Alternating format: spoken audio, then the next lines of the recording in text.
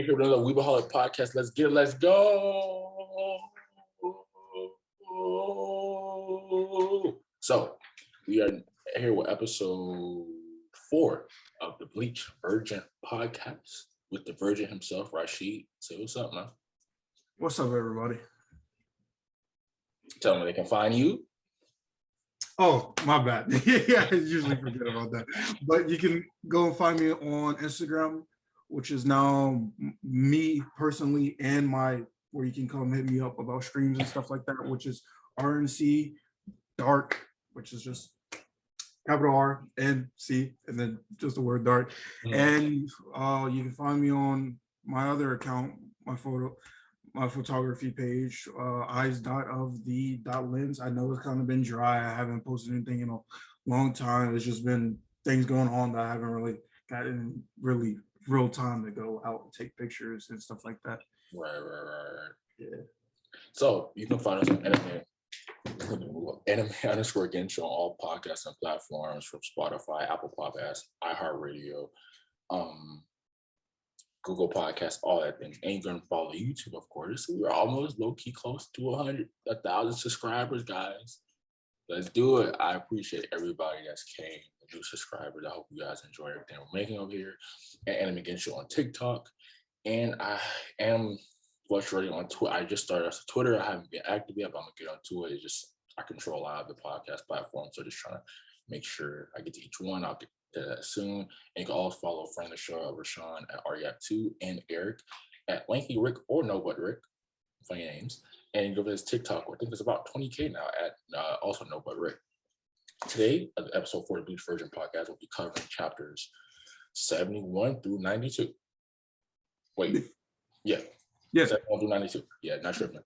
And we will be talking about how, how they got into the Soul Society.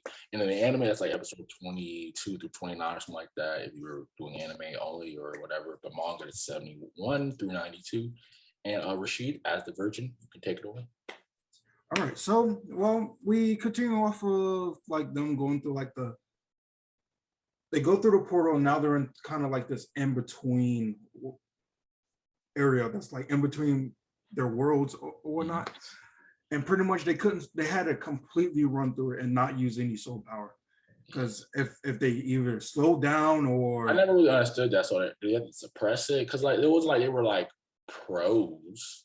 Yeah, I was about to say, it's not like they completely just like made it zero or anything like that. So I didn't really understand that, but they did warn that using any of your soul abilities or like anything that dealt with soul powers would cause some kind of harm to you, and you'll probably be stuck there and die and stuff like that.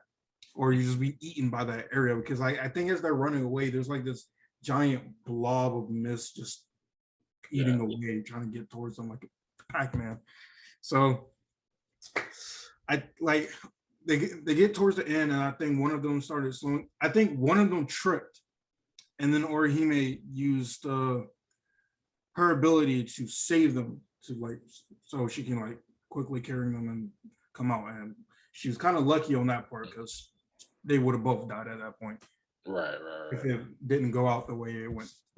So as they exit, Ichigo notices that where the lane at is kind of similar to where like the street where he lives at. So he kind of looks around and kind of just starts running straight towards the buildings and stuff. Yoriichi tells him to stop and stuff like that, trying to make him not do that because there's no plan. And he's like, well, this is where the Shinigamis live. And she's like, I know, just don't just run straight in. But, main characters, they always make the plan not follow. So then he runs straight in. Then we get to the point of him. He gets to the point of the gatekeeper. The gatekeeper is like, obviously the gatekeeper, and I forgot his name, but I think it starts with, I don't forget his name, but it starts with the J, and I don't want to mispronounce it. Yeah. But basically he's like, yo, like you can't get in. He's this guy that's massively tall, 20 feet tall. He goes like 5'10", 20 feet tall. And it's like I said, it's funny how anime do a thing where they always make like the villain or whatever, like the guy, the antagonist, whatever, Like you're so much taller than like the MC. And like I want to know what your thoughts on that. Like why would they do that? So really, I feel like when they fight characters either bigger than them, it's like a form of intimidation, and B, I think it's like I don't know, it's kind of interesting, but I feel like they use it in some kind of way to test their strength, or just to see like, just to show them that just because this person's physically stronger than this normal human being, that this person still can rival this giant like strength and like defeat them like they're on equal standings. What I feel like it's just like, just to show they hurdled over an obstacle, or they got into a new place, sort of. I don't know like the true symbolism behind giant characters when it comes to the character's newfound power, but like pretty much the fight between Ichigo and the Gatekeeper was like just to show us where Ichigo has gotten to after getting some proper training finally. Yeah, and it was like I mean, were you expecting Ichigo to just kind of like win in a one shot, or did you expect it to just like when you were reading, you were like, nah, if he doesn't win in a one shot, that's disappointing. I did not think he was going to one shot it, because I don't know what it. I did not think he was going to one shot the character or the Gatekeeper, mainly because they're trying to give us a feel about where he's gotten to, not show us all his cards at this moment, which is, I feel like, is an interesting aspect of just to show that they're on a level now that they don't have to show all their cards at the very start of the fight.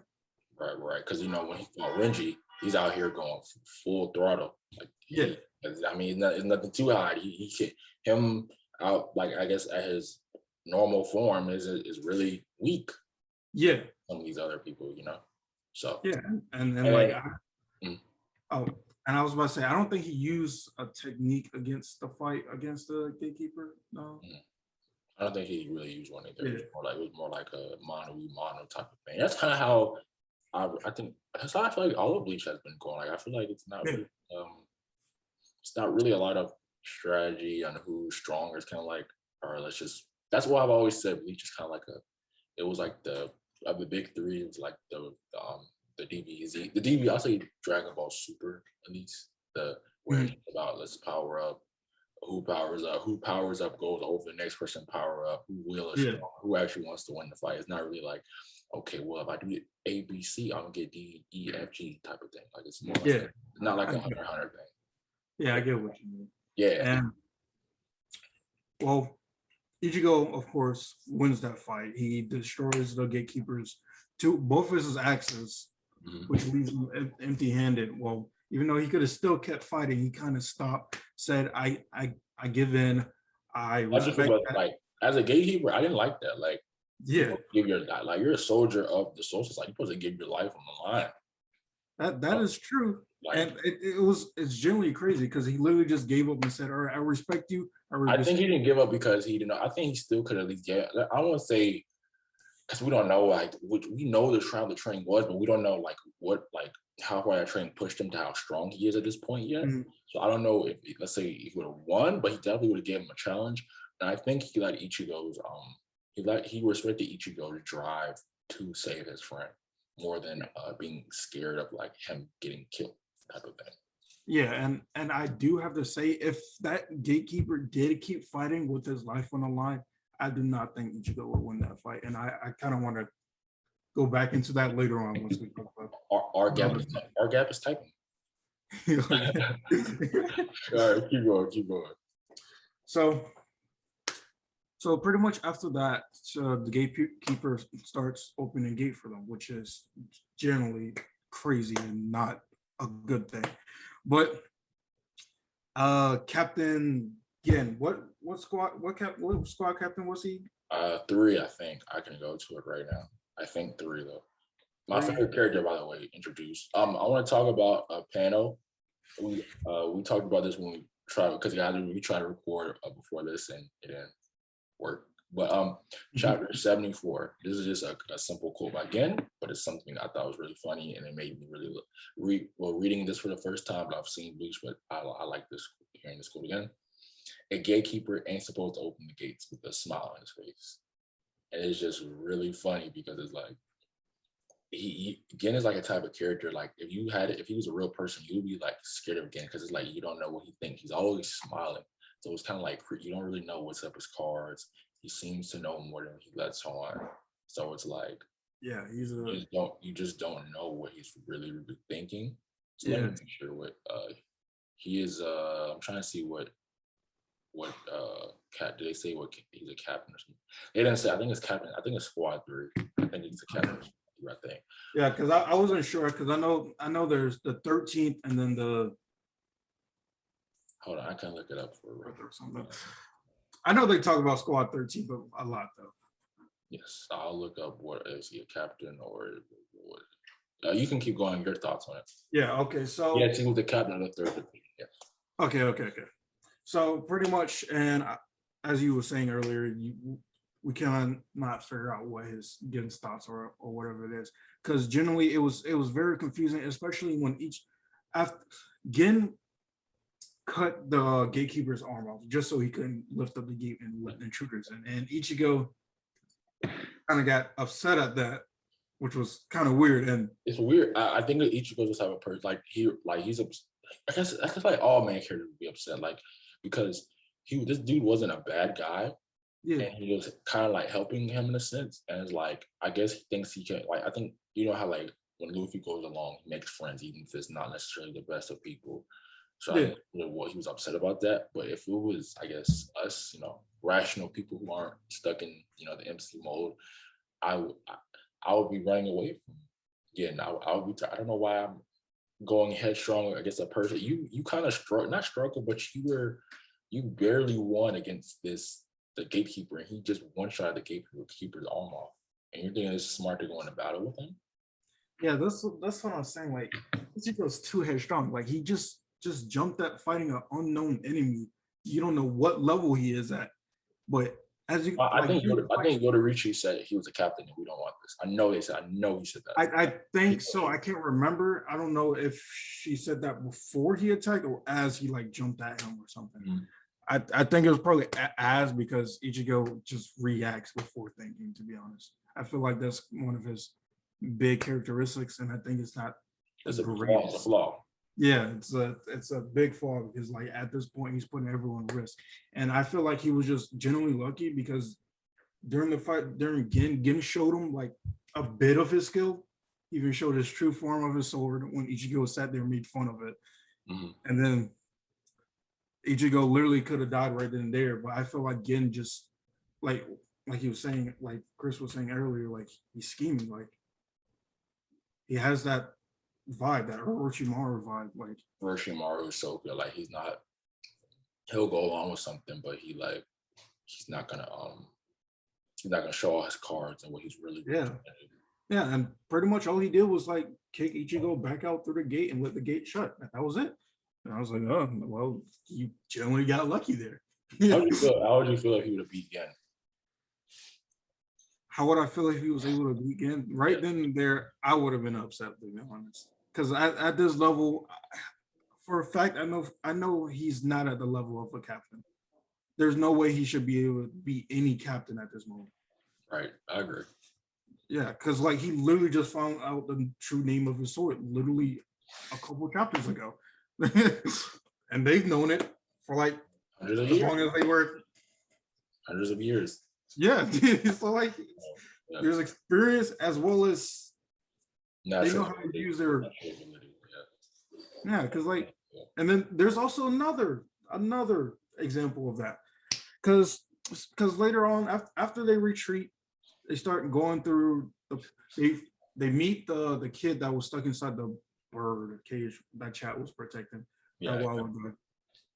That kid shows him who's been raising him so far because he can't find his family because the way Soul Society works is when even if you die at the same time, apparently they won't keep you together. Even if you are family, they separate you no matter what.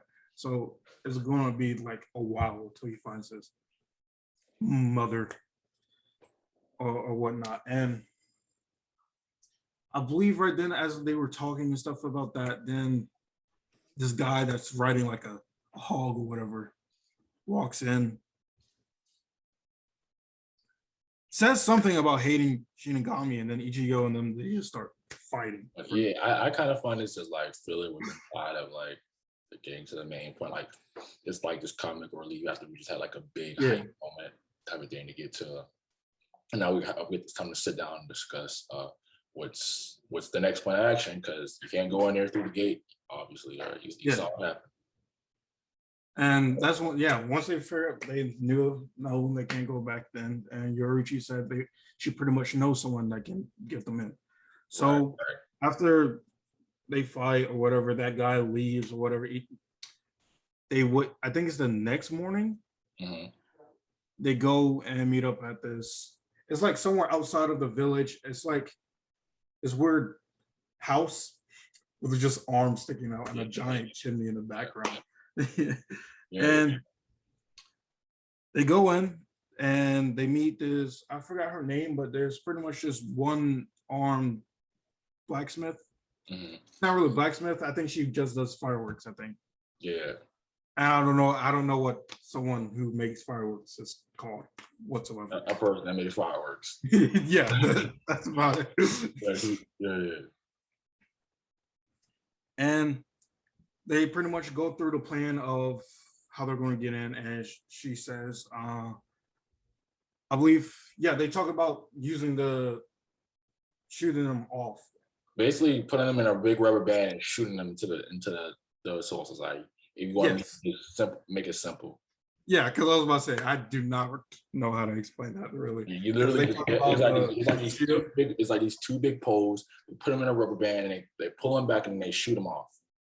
Yeah, that's pretty much it. And the reason why they had to do it like that, because there was a giant like spear or whatever surrounding the whole Soul Society. So they could surpass that. Yeah, and like I was saying earlier, like this is why I know this is the other example I was trying to lead into about why Ichigo couldn't be the captain. Like they had to use this orb that will create the shield for them to go through or counteract the shield that surrounds Soul Society, and pretty much all he had to do was channel his soul power, and he didn't even know how to channel his soul power outside of his body. Like, and it took him the longest out of everyone. Everyone did it like the first try. It took him. I think that goes with his his headstrong personality. That might not be his friend, but like that might be his personality. It might be. But that is showing something. Maybe it takes him the longest that he's like supposed to be like the MC, you know. Yeah, that's another example I just wanted to mention. And I believe it took him actually the full day that she gave. I think it took the full day that she offered within the time zone they was given to learn that technique. And about time he was finally able to do it, he still has trouble controlling it. When he finally does release it, it's just in a high amount, and he has to keep focusing how to lower it and stuff like that. So after he finally learns how to do that, now we're outside. I think we got to do it, but I want to get to the Renji scene. Rukia, how'd you feel about that? Oh, the Renji scene when I mean, basically escorting her. Yeah. Basically, at this point, after like we just learned about their plan and they're about to move into action. I mean, there's not really much else that was happening to me. Oh, so this I thought it was interesting. This is how I know that Renji generally cares for Rukia. Even though he's doing his job, I can tell that he kind of doesn't like the decision of they're just gonna go ahead and execute her. Right. That's why I felt like when she was there, once he finally escorted her there, and everyone else that like guided her in there left the building, he was the last one in there and told her, well, I'm not sure if this is true or whatever, but I heard that there were some intruders, one with a long sword, a sword that matches the height of his body with orange hair. And then I thought that was interesting, like just to pass that information on to her, just to give her some kind of hope. Right. Which is, and generally, if you didn't care about that person, you wouldn't give that to them. But like, because you wouldn't care. Yeah, and Or it's what it crazy. would be like in a way like ha ha ha, then like a villain with like they'll never find you or something, that corny stuff like the villain. Yeah, I was about to say if it was something like that, that would have been mean, Reggie. Yeah. Wow. How do you feel about since we're in a stage where we can still discuss about how like how do you feel about their decision? Do you think it's dumb? How do Do I you feel think about what? like the decision to execute her? Like we're still early on, so we can still talk like this whole Oh, oh. so I think this whole arc is about decisions and laws and stuff like that. Really questioning them. So what do you think about the decision to Hey, execute? I get like what Rufia did was break a law or whatever, but not like how in our current society how we have certain laws and depending on what how you break it or the degree of the crime, you get this and that, like the like yeah, put on death row and stuff like that. I feel like her execution was just way out of proportion. I feel like that shouldn't be a punishment that should have been handed down to her case because she was only there for like probably a week or so. No, like, Not really. it was a month. It was a month. It was a month. Yeah. Well, so a month. That's not that long to be honest. I get like, but I guess she really getting in trouble for it is really giving her powers away. Though they are returning, that I feel like it shouldn't go to the point of execution since her powers will return at some point, of course, because she talked about how they were starting to return. Right. But for some odd reason, like I could understand for the gatekeeper if he was getting executed. Right. That's completely understandable. He's literally the gatekeeper. That's like his job. Yeah, that's his job to protect the gate and not let any intruder in. Right, He kind of just that's just like being the insider for like an inside job. Right. He's a traitor, so like that's understandable if that guy got executed for that. But just for the simple passing of power of her powers, just to have someone save their family and stuff like that, it's kind of just I feel like a law that you shouldn't be executed for. I feel like that's something like be in jail for like you've been alive for 100 years, probably like a good 10, 50. You'll be all right. Slap on the wrist. Slap on the wrist. Like 50 years is like a slap on the wrist from them, man. Yeah, or just matter of fact, just don't let her go back out to the human world for a while. That's also a good punishment. I mean, yeah, I mean, I think that the conversation is more is her brother. Like, is he wrong? I think that conversation is more than the law. I think we all agree that like the law is probably pretty dumb. Yeah. I think the conversation of like her brother executing her is that like the wrong thing to do. Should he have saved her? I always say, yo, look, like I understand that like they're siblings, but like he was with an iron fist. Like I feel like he was on that mode of like, and you don't know. Okay, Endeavor. Like he was like the parent or the slash brother, but like he also like it wasn't like it wasn't like a I love you. That it was more like of a yo, we're doing this to continue the family's legacy of being strong and to have order. And it wasn't really like a I love you, like hug, kisses, all that stuff. It was more like I'm doing what I gotta do to keep a status. Yeah, in a way I can sympathize with those people, but at the same time, it's just like I get that you got a bunch on your shoulder, you're trying to make your clan look better once again if they've gone through like some kind of, or just trying to keep that level of strength within that. I can understand that, but at the same time, I feel like they just go at it at the most worst way they possibly can. Because like ruling with the iron fist sometimes is a good thing, sometimes it's not. Mm-hmm. Like I could understand if you was like kind to your clan and just cruel to your enemies, like that kind of ruler is kind of understandable. But at the same time, if you're just cruel to everyone, then it's not a good thing. It's not like I can already he kind of gives me Itachi vibes, but like not the good kind. You don't see him, so you don't see him turning like to like a good person or something like that. I feel like there's really going to have to be, he has to have like a big eye opener to really realize that his ways were wrong. Like he has to be truly proven that. Like I feel like if you just say that to him, he's gonna be like, you're not part of my clan, so you can hush up. It's none of your business. Right, I feel like he would just respond in that kind of manner. right. And I just saw a panel, and I thought this was pretty cool. So Renji was walking, and he was saying that, like, thinking about Ichigo intervening, and he was like, he fought again. He was like, do you think there's really a way for him to be alive? And he seems kind of hopeful. Like, he seems like, I really want her to be. He was like, I really want her to be alive because he obviously cares about her, not in a romantical way, but in a brother sister way, I think. Yeah, because ain't Renji and Rukia are childhood friends, right? I think so. Yeah. Honestly, but I think they really are. So it was interesting. So then, how do you feel about also the tool they're going to use to execute her? The giant like spear thingy? Called the Soyoka.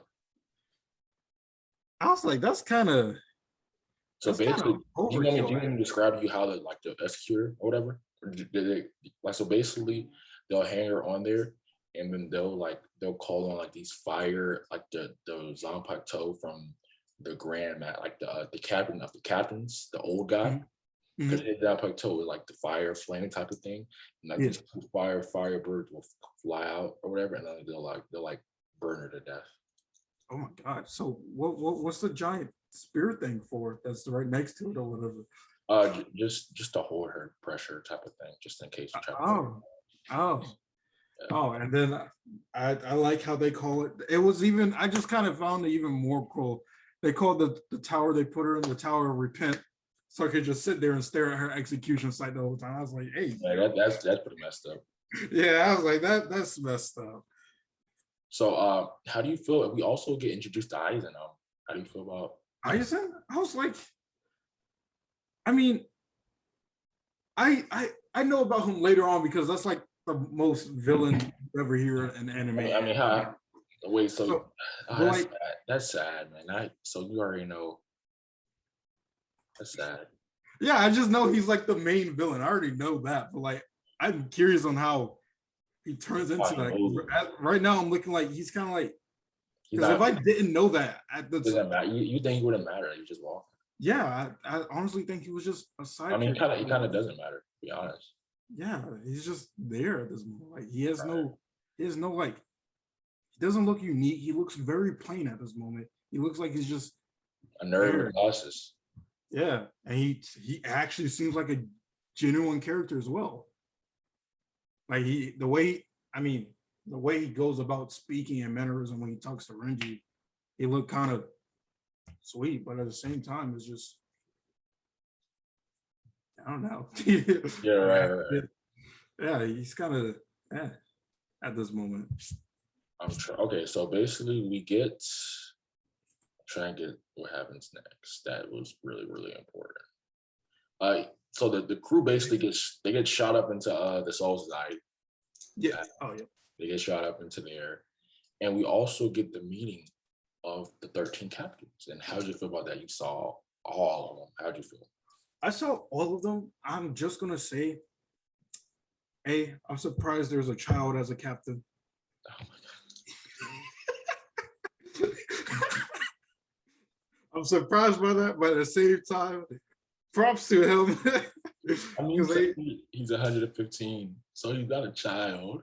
Oh, I probably should have guessed that. What? I should have probably guessed that he was over 100 years old. But wait, don't I mean he's younger than Rukia though? Yeah, he's younger than Rukia. Yeah. Oh my god. That's still props to him. I know, fact. Rukia is like 117 or something. She's like 17 in human years or something like that. Yeah, so that's actually really sweet. And my favorite thing was this little funny thing. Again, like just comes in late. It's like, hi, how you doing? Just smiling. Like it's just like, he's like the troll of the group. Yeah, they came late to the meeting too, and I think all of them got on him for that. How you gonna be late and you out there smiling, man? You come in late, you're supposed to be like, oh my bad, like be quiet, chill. Yeah. You're smiling late. And this also showed during that meeting. Also showed like the interactions between each captains. like most of them What died on good terms. what character design do you think you like the most out of all of them? Because I think Kubo did some great drawings. He does great work. I think it's the squad captain of the 13th. What does he look like? It's the guy with the Spiky hair? yeah, the spiky hair with the scar on his face. Kampachi. Yeah, I couldn't think of his name for right then and there, but like, hey, he low-key reminds me of Zoro, mainly because he has no sense of direction, Right. and then he has a mix of Goku in him because he literally before the meeting even concluded, he was like, "Are they strong?" And he just walked off, hoping to run into like the strongest one of the intruders, which was kind of interesting, but at the same time, he has some comedy to him, but at the same time, he has some seriousness to him, which is interesting. Oh. My chair just popped. Yeah, broken chair alert. Yeah. But I was just thinking, like, there are some points in here that you see. I forgot to bring this up. Aizen interacting with his crew. Do you remember that? The girl, like, no, they're very like. Did you see the way Aizen interacted with his crew? It was very wholesome. Yeah, that's what I meant. Like the way he like.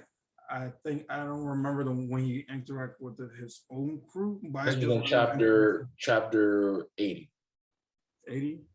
Well, I remember the interaction with Renji. That's what made me say like he's kind of like nice. Like he gives off a nice and cool, like a guy you can just randomly talk to about anything, right? And just feel good about it. Yeah, that's facts. That's facts. So, out of that meeting, what did you take away from it? Like that the captains really don't like each other? Yeah, I was about to say there's a sense of rivalry between each other, and there's sense like certain captains are like super cruel, super strict, and there's some that really connects with their squad, like their family or whatnot. I wish that they would say like, does the captain number determine like who's strong? Something like that. Maybe like 1 is the strongest, and 13 is like new guys or the new guys / weakest. I don't think we'll ever. They never. I'm telling you, later on, they never even say that. So it's like I wish that like why is Kenpachi in 13 and then maybe Gens in 3? Like what is it, or just random? You know, it probably is random or whatever. So, and it's kind of cool to see them talk about how there's an intruder coming in. What that intruder? He was like, they're like, no, intruder's never gonna get past us. I was like, they're talking their joint as they should be because you're some powerhouses. That is true, and I think after that meeting, that's when they all see them fly in, break through, and then I think at this moment they're all like Ichigo and them are all in the sky or whatever. And since it kind of messed up at the end, or like the shield kind of broke, they kind of just sent them flying in all different directions. Chad went by himself, or Hima and Ichigo with themselves was those two. Then it was Yoriichi by herself, and then there was Ichigo and the firework maker's brother. Yeah, I forgot his name to be honest. Yeah, I know what you mean. Yeah, because I kind of felt like he was a gag character at first, and I kind of felt like he was just there just to assist them to get in and comic relief. Yeah, but he did have. I think he did have like an actual serious reasoning of going. I think it was because, the reasoning was his brother died and he wanted to figure out what kind of Shinigami, what makes a Shinigami, just like to figure it out because he sees each go kind of different. Yeah, kind of corny, but it's okay. Yeah. Man. So basically, is that when he started fighting the bald guy? Yeah, that's when they. That's the next and they fall.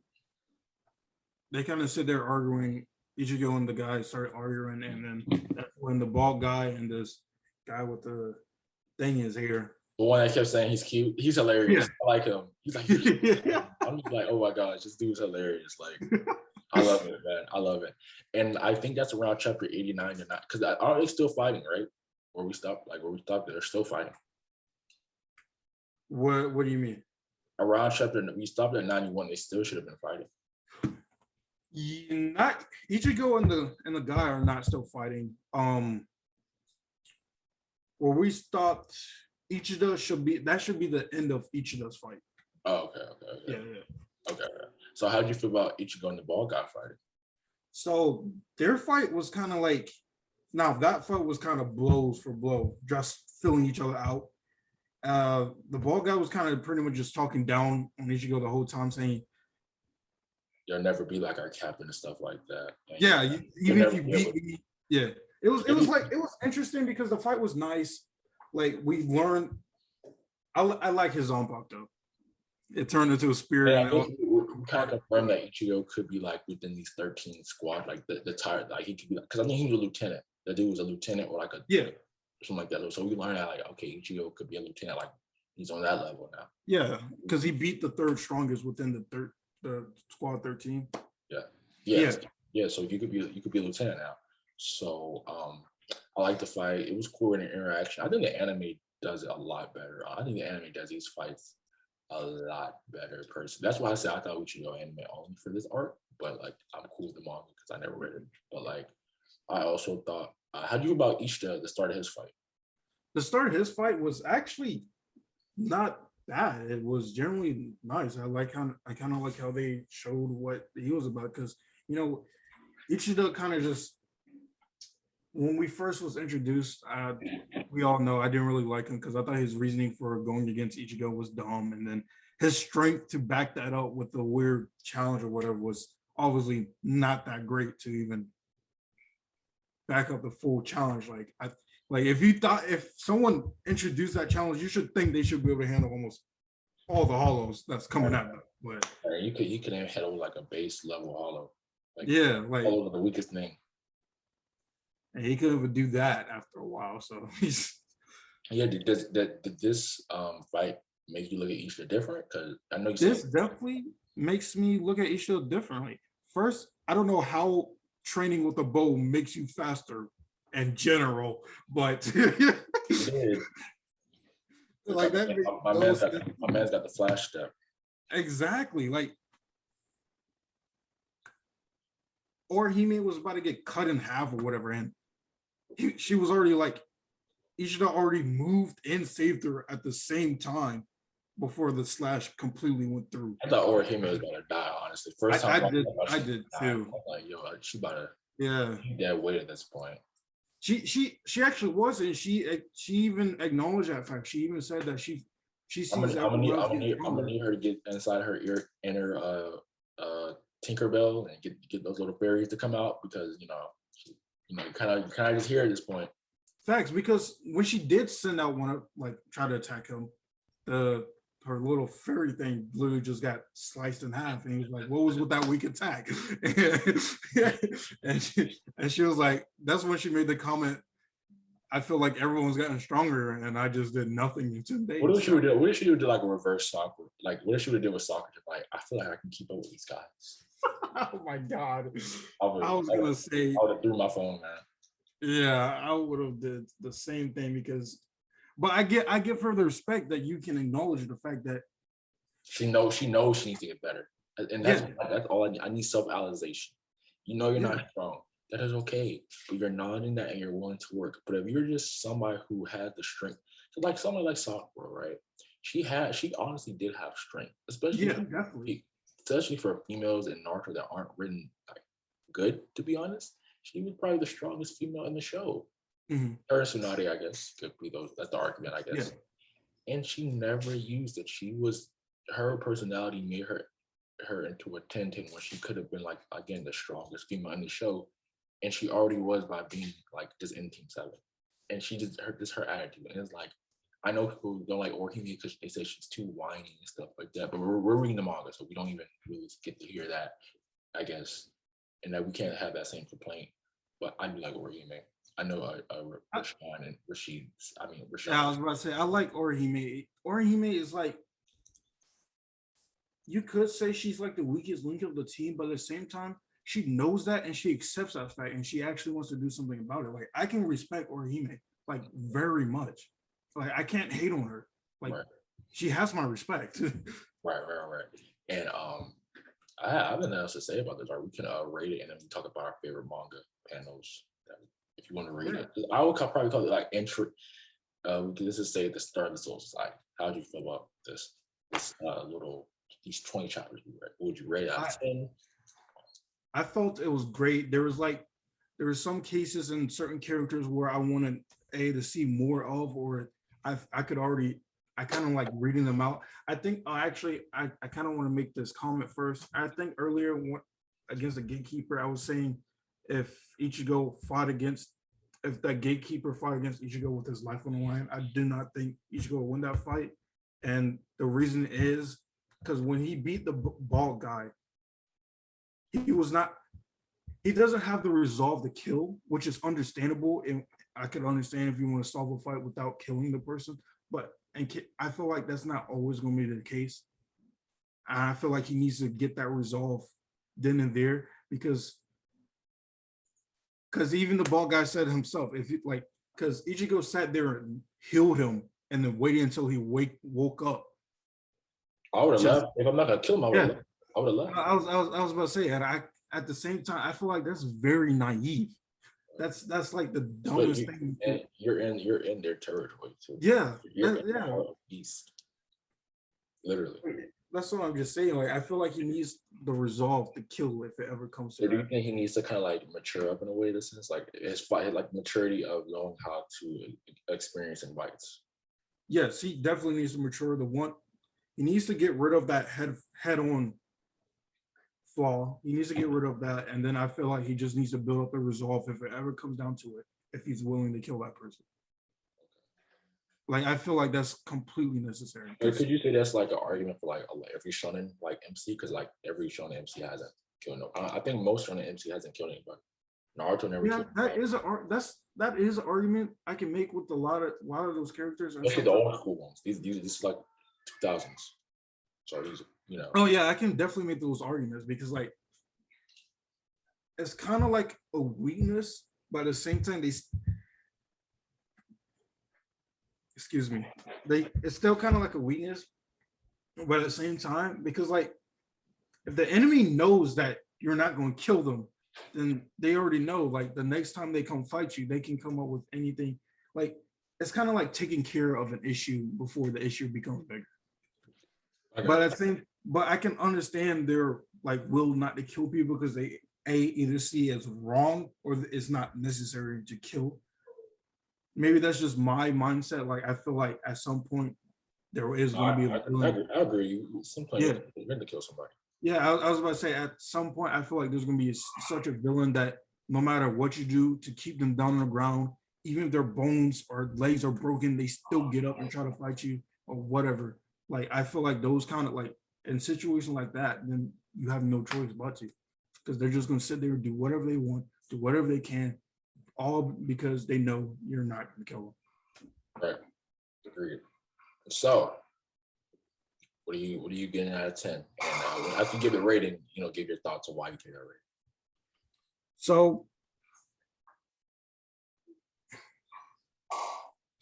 I'm gonna say 7. Okay. I'm gonna say 7, mainly because it's kind of like nothing real big has happened. Not only that, it's just like as I was saying about certain character flaws, situations like this and that. I kind of just thought it was just didn't make sense, or B, it just I didn't think that would be logically correct.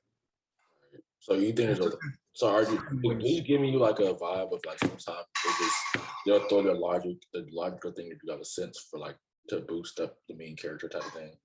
Yeah, because like the gatekeeper issue, like I get that you can respect the enemy and still not open the gate for them. Right. Like you can just like that there is like I didn't think that was like very a logical choice whatsoever. I definitely felt like that was just plot. The reasoning why he opened it or decided to open it. Because I think he even made the comment it's a good thing you met me instead of all the other gatekeepers. Yeah, I was about to say that says something.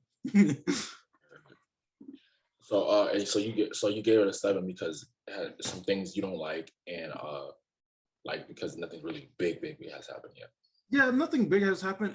Everything is still good. I still like these few parts that happened through it, but nothing big has happened. And right now we're kind of just getting a feel for everyone after their 10 days of training. That's literally where we're at right now. Okay. And for me, I would probably go. I gotta go non-biased because I know what's gonna happen. So I gotta go just off this part. I'm gonna go 7.5, 7.5. I think it's better than a 7. I think there's some cool points like the introduction of the captains. I thought was really dope.